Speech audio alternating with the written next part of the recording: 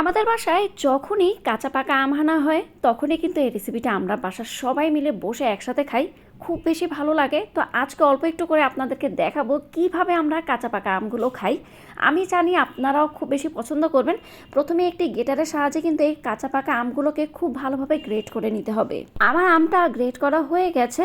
এখন আমি শুকনা মরিচের গুঁড়া, তারপর দিয়ে দিচ্ছি এখানে মিক্সড বিট লবণ। বিট লবণটার সাথে কিন্তু এখানে হালকা জিরার গুঁড়া রয়েছে।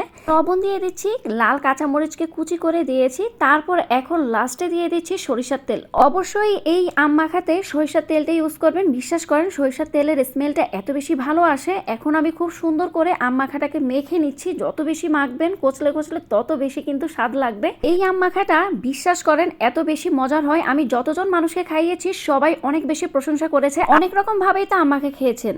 এবার আমার স্টাইলে আম মাখাটা খেয়ে অবশ্যই কিন্তু আমাকে কমেন্টস করে বলবেন যে আমার আজকের এই ইউনিক আম মাখাটা আপনাদের কেমন লেগেছে। তো আশা করছি আপনাদের সবারই ভালো লাগবে। আমি কাঁচা মরিচ দিয়ে এই আম মাখাটা যখন মুখে দিয়েছি বিশ্বাস করেন এত বেশি ভালো লেগেছে। কাঁচা মরিচটা যখন দাঁতের নিচে পড়ছিল বেশ দারুণ একটা ফ্লেভার আসছিল। তো যাই হোক, আজকের রেসিপিটা কেমন লেগেছে অবশ্যই কিন্তু কমেন্টস করে জানাবেন। আজকের জন্য আল্লাহ হাফেজ।